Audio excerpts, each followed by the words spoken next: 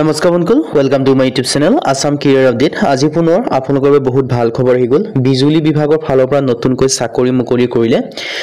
grade 3 আৰু grade 4 লেভেলৰ চাকৰি হয় অসমৰ সকলোৰে বাবে চাকৰি 10 পাছ 12 পাছ এণ্ড ডিগ্ৰী পাছ সকলোৱে এপ্লাই সমূহ কৰি ল'ব পাৰিব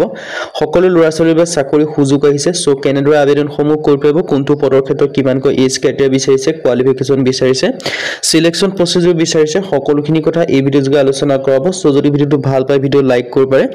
লগৰ চেনেল সাবস্ক্ৰাইব কৰি দিও এনেকুৱা ভিডিঅ' সমূহ প্ৰতিদিনে পাই থাকিব আৰু আমাৰ WhatsApp চেনেল ভিডিঅ' ডেসক্ৰিপচনত দিয়া আছে তাত গৈ ফলোটো কৰি দিব তেতিয়া আপোনালোকে ডেইলি জবৰ আপডেট সমূহ পাই থাকিব পাৰিব আৰু ভিডিঅ'টো যিমান পাৰে সিমান বন্ধুক শ্বেয়াৰ কৰি দিওক যাতে সকলো বন্ধুৱে ডেইলি জবৰ আপডেট সমূহ পাই থাকিব পাৰে বিজুলী বিভাগৰ ফালৰ পৰা নতুনকৈ চাকৰি মুকলি কৰিছে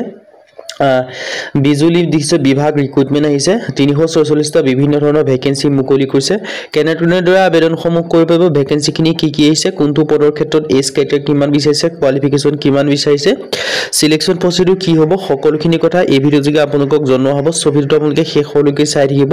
অকন স্কিপ নকৰিব আপোনালোকে দেখিব যে বিজুলী বিভাগ ৰিক্ৰুটমেন্ট 2025 346 ভেৰিয়াছ বিভিন্ন ধৰণৰ ভ্যাকেন্সি আপোনালোকে দেখিবলৈ পাব ইলেক্ট্ৰিচিটি ডিপাৰ্টমেন্ট বিজুলী বিভাগৰ ফালৰ পাইছে মই ভ্যাকেন্সি খিনি আপোনালোকক মই ডিটেইলছ খিনি জনাইছো কি ভ্যাকেন্সি হয় দেখিব পাৰিছে অফিস এসিস্টেন্টৰ ভ্যাকেন্সি আছে এসিস্টেন্ট ইঞ্জিনিয়াৰৰ ভ্যাকেন্সি দেখিবলৈ পাব চিফ কেমিষ্টৰ ভ্যাকেন্সি দেখিবলৈ পাব মেডিকেল অফিচাৰৰ ভ্যাকেন্সি আছে চিফ অফিচাৰৰ ভ্যাকেন্সি আছে জুনিয়ৰ ইঞ্জিনিয়াৰৰ ভ্যাকেন্সি আছে প্লান্ট এসিস্টেন্টৰ ভ্যাকেন্সি আছে স্টোৰ এসিস্টেন্টৰ ভ্যাকেন্সি দেখিবলৈ পাব জুনিয়ৰ ষ্টেনোগ্ৰাফাৰৰ ভ্যাকেন্সি দেখিবলৈ পাব ফায়াৰমেনৰ ভ্যাকেন্সি আছে সিকিউৰিটি গাৰ্ডৰ ভ্যাকেন্সি আছে ওয়াৰ্ড আইআৰৰ ভ্যাকেন্সি আছে ওয়াৰ্ড বয় ভ্যাকেন্সি আছে এনেকৈ আপোনালোকে বহুখিনি ভ্যাকেন্সি আপোনালোকে দেখিবলৈ পাব সো যদি আপোনালোকে ইন্টাৰেষ্টেড হয় এলিজিবল হয় যদি আপোনালোকে আবেদন সমূহ কৰিম বুলি ভাবি আছে তেন্তে ভ্যাকেন্সি খিনি ক্ষেত্ৰত আবেদন সমূহ কৰি ল'ব পাৰিব আপোনালোকৰ বাবে ডাঙৰ সুযোগ আৰু এটা ডাঙৰ সুবিধা মুকলি কৰিছে সো সুযোগ আৰু সুবিধা আপোনালোকে গ্ৰহণ কৰিব যদি আপোনালোকে আবেদন সমূহ কৰিম বুলি ভাবি আছে এতিয়ালৈ ভ্যাকেন্সি খিনি ক্ষেত্ৰত অৰ্হতা কিমান বিচাৰিছে এজ ক্ৰাইটেৰিয়া কিমান বিচাৰিছে কোৱালিফিকেশন কিমান বিচাৰিছে মই হেতু আপোনালোকক জনাই দিছো আৰু এই ভ্যাকেন্সি কিটাৰ ক্ষেত্ৰত জেনেৰেলি আপোনালোকে 10 পাছৰ পৰা এপ্লাই সমূহ কৰিব পাৰিব টোটাল পোষ্ট আছে 346 এপ্লাই মত অনলাইন যোগে কৰিব লাগিব হু কেন এপ্লাই অল মেল ফিমেল সকলোৱে আবেদন সমূহ কৰি ল'ব পাৰিব সো যদি আপোনালোকে ইন্টাৰেষ্টেড হয় যদি আপোনালোকে এলিজিবল হয় তেতিয়া আপোনালোকে ভ্যাকেন্সি খিনি ক্ষেত্ৰত আবেদন সমূহ কৰি ল'ব পাৰিব আপোনালোকৰ এটা ডাঙৰ ৰিক্ৰুটমেন্ট আপোনালোকৰ বাবে আহিছে সো এই সুযোগটো আপোনালোকে গ্ৰহণ কৰিব পাৰে মিনিমাম এজ 18 বছৰৰ পৰা এপ্লাই সমূহ কৰিব পাৰিব ম্যাক্সিমাম আপোনালোকে 40 ইয়াৰ্ছ লৈকে আবেদন সমূহ কৰি ল'ব পাৰিব 18 পৰা 40 বছৰ ভিতৰত সকলো কেন্দ্ৰীয় ভ্যাকেন্সি খিনি ক্ষেত্ৰত আবেদন সমূহ কৰি ল'ব পাৰিব আৰু লগতে এজ ৰিলেক্সন সমূহ লাভ কৰিব পাৰিব এছএসসি ক্ষেত্ৰত 5 বছৰৰ ৰিলেক্সেশন সমূহ লাভ কৰিব পাৰিব ওবিসি ক্ষেত্ৰত 3 বছৰৰ ৰিলেক্সেশন সমূহ লাভ কৰিব পাৰিব আৰু পিডব্লিউবিডি ক্ষেত্ৰত 10 বছৰ পৰ্যন্ত ৰিলেক্সেশন সমূহ লাভ কৰিব পাৰিব মানে আপোনালোকে এছএসসি কেন্দ্ৰীয় হলে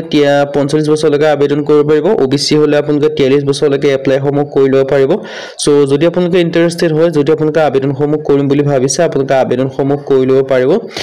ইয়াত সিলেকশন প্ৰসেছটো হ'ব সিবিটি এক্সাম অনুষ্ঠিত হ'ব তাত পাস কৰিলে আপোনালোকৰ ফিজিক্যাল ষ্টেণ্ডাৰ্ড টেষ্ট হ'ব ফিজিক্যাল টেষ্ট হ'ব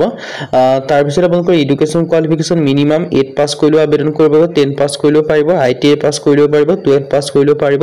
ডিপ্লোমা পাস কৰিলে পাৰিব গ্ৰেজুৱেচন পাস কৰিলে আপোনালোকে আবেদন সমূহ কৰি ল'ব পাৰিব সো যদি আপোনালোকে ইন্টাৰেষ্টেড হয় যদি আপোনালোকে এলিজিবল হয় আবেদন সমূহ কৰিম বুলি ভাবি আছে তেন্তে আবেদন সমূহ কৰি ল'ব পাৰিব আৰু এই ভ্যাকেন্সি কিটাৰ ক্ষেত্ৰত আবেদন কৰিবলৈ আপোনালোকৰ ইম্পৰ্টেন্ট ডকুমেন্টস কি বিচাৰিছে মই হেতু আপোনালোকক জনাই দিছো কি ডকুমেন্টস আপোনালোকক বিচাৰিছে ভ্যাকেন্সি কিটাৰ ক্ষেত্ৰত আবেদন সমূহ কৰিবলৈ সো হেতুনিকে দেখিব যে এডুকেশন কোৱালিফিকেশনৰ ক্ষেত্ৰত ইম্পৰ্টেন্ট ডকুমেন্টস বিচাৰিছে পাসপোৰ্ট সাইজ ফটোগ্ৰাফ সিগনেচাৰ লাগিব আধাৰ কাৰ্ড লাগিব এডুকেশন সাৰ্টিফিকেট লাগিব কাষ্ট সাৰ্টিফিকেট লাগিব এজ প্ৰুফ লাগিব এইগিটা ডকুমেন্টস হলে আপোনালোকে আবেদন সমূহ কৰি ল'ব পাৰিব আৰু হাউ টু এপ্লাই ইয়াৰ ক্ষেত্ৰত আবেদন সমূহ কৰিবলৈ ধুনিকে ডিটেইলছ কি দেখিব পাৰিছে হাউ টু এপ্লাই ক্ষেত্ৰত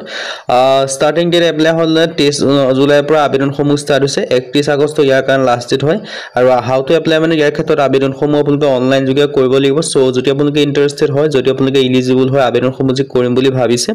তেন্তে ভ্যাকেন্সি কিটাৰ ক্ষেত্ৰত আপোনালোকে আবেদন সমূহ কৰি ল'ব পাৰিব আপোনালোকৰ বাবে ডাঙৰ ৰিক্ৰুটমেন্ট আহি গৈছে সো সুযোগ আৰু সুবিধা গ্ৰহণ কৰি আপোনালোকে যে আবেদন সমূহ কৰিম বুলি ভাবিছে তেন্তে ভ্যাকেন্সি কিটাৰ ক্ষেত্ৰত আবেদন সমূহ আপোনালোকে কৰি ল'ব পাৰিব সো ডিটেইলছ ডিটেইলছ কি দেখিব পাৰিছে সো যদি ভিডিওটো ভাল পালে ভিডিও লাইক কৰিব পাৰে লগৰ চেনেলটো সাবস্ক্ৰাইব কৰি দিব এনেকুৱা ভিডিও সমূহ প্ৰতিদিনে পাই থাকিব